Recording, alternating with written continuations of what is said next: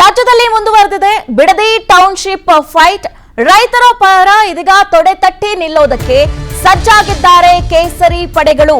ಏನು ರಾಜ್ಯದಲ್ಲಿ ಬಿಡದಿ ಟೌನ್ಶಿಪ್ ವಿಚಾರಕ್ಕೆ ಸಂಬಂಧಪಟ್ಟಂತೆ ರೈತರ ಜೊತೆ ನಿಲ್ಲೋದಕ್ಕೆ, ರೈತರಿಗೆ ಸಪೋರ್ಟ್ ಅನ್ನ ಮಾಡೋದಕ್ಕೆ ಇದೀಗ ಕೇಸರಿ ಪಡೆ ಸಜ್ಜಾಗಿದೆ. 3 ದಿನಗಳ ಕಾಲ ಬಿಡದಿಯಲ್ಲಿ ಹೋರಾಟಕ್ಕೆ ಇದೀಗ ಬಿಜೆಪಿ ಎಲ್ಲಾ ರೀತಿಯಾಗೂ ಕೂಡ ತಯಾರಿಯನ್ನ ಮಾಡಿಕೊಳ್ತಾ ಇದೆ. ಅದು ಕೂಡ ಜುಲೈ 5ರಿಂದ 3 ದಿನಗಳ ಕಾಲ ಬಿಡದಿಯಲ್ಲಿ ಬಿಜೆಪಿ ಇದೀಗ ಹೋರಾಟವನ್ನ ಮಾಡೋದಕ್ಕೆ, ರೈತರ ಪರ ನಿಂತ್ಕೊಳ್ಳೋದಕ್ಕೆ, ರೈತರಿಗೆ ಒಂದು ರೀತಿಯಾಗಿ ಸಪೋರ್ಟಿವ್ ಆಗಿ ಇರೋದಕ್ಕೆ ಇದೀಗ ಎಲ್ಲಾ ರೀತಿಯಾಗಿ ಸಿದ್ಧತೆಯನ್ನ ಮಾಡಿಕೊಳ್ತಾ ಇರುವಂತದ್ದು. ಜುಲೈ 5ರಿಂದ 3 ದಿನಗಳ ಕಾಲ ಬಿಡದಿಯಲ್ಲಿ ಹೋರಾಟವನ್ನ ಬಿಜೆಪಿ ಮಾಡಲಿಕ್ಕಿದೆ. ಈ ಒಂದು ಹೋರಾಟದಲ್ಲಿ ವಿಪಕ್ಷ ನಾಯಕ ಆರ್ ಅಶೋಕ್, ರಾಜ್ಯಾಧ್ಯಕ್ಷ ವಿಜಯೇಂದ್ರ ನೇತೃತ್ವದಲ್ಲಿ ಈ ಒಂದು ಹೋರಾಟ ನಡೀಲಿಕ್ಕಿದೆ.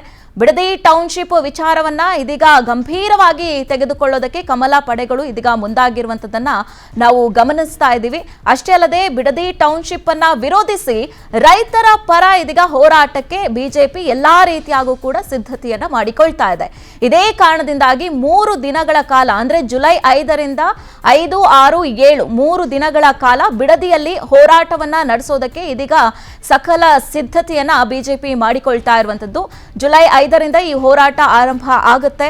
ವಿರೋಧ ಪಕ್ಷದ ನಾಯಕ ಹಾಗೂ ರಾಜ್ಯಾಧ್ಯಕ್ಷರ ನೇತೃತ್ವದಲ್ಲಿ ಈ ಒಂದು ಪ್ರತಿಭಟನೆ ನಡೀಲಿಕ್ಕಿರುವಂತದ್ದು. ಜೊತೆಗೆ ಬಿಜೆಪಿ ಪಾಳಯಕ್ಕೆ ಈ ಒಂದು ಹೋರಾಟ ಬೂಸ್ಟ್ ಕೊಡುವಂತ ಸಾಧ್ಯತೆಗಳು ಕೂಡ ಇದೆ. ಹೀಗಾಗಿ ಇದನ್ನ ಪ್ರತಿಷ್ಠೆಯಾಗಿ ತೆಗೆದುಕೊಂಡಿರುವಂತಹ ಬಿಜೆಪಿ ಇದೀಗ ಈ ಒಂದು ಹೋರಾಟಕ್ಕೆ, ರೈತರ ಪರ ನಿಂತ್ಕೊಳ್ಳೋದಕ್ಕೆ, ಬಿಡದಿ ಟೌನ್ಶಿಪ್ ಅನ್ನ ವಿರೋಧಿಸಿ ಈ ಒಂದು ಪ್ರತಿಭಟನೆಗೆ ಮುಂದಾಗಿರುವಂತದ್ದನ್ನ ನಾವು ಗಮನಿಸ್ತಾ ಇದ್ದೀವಿ. ಹೀಗಾಗಿ ರಾಜ್ಯದಲ್ಲಿ ಈಗಾಗಲೇ ಜೆಡಿಎಸ್ ಕೂಡ ರೈತರ ಬೆನ್ನಿಗೆ ನಿಂತಿದೆ. ಮೊನ್ನೆ ಅಷ್ಟೇ ಕುಮಾರಸ್ವಾಮಿ ಅವರು ಹೋಗಿ ಅಲ್ಲಿ ರೈತರ ಜೊತೆ ಇದ್ದು ಹೋರಾಟದಲ್ಲಿ ಭಾಗಿಯಾಗಿದ್ರು. ಇದೀಗ ಬಿಜೆಪಿ ಕೂಡ ಈ ಒಂದು ಹೋರಾಟಕ್ಕೆ ಧುಮುಕಿರುವಂತದ್ದು. ರೈತರ ಪರ ನಿಂತ್ಕೊಳ್ಳೋದಕ್ಕೆ ಎಲ್ಲಾ ರೀತಿಯಾಗಿ ಸಿದ್ಧತೆಯನ್ನ ಕೂಡ ಮಾಡಿಕೊಂಡಿದೆ.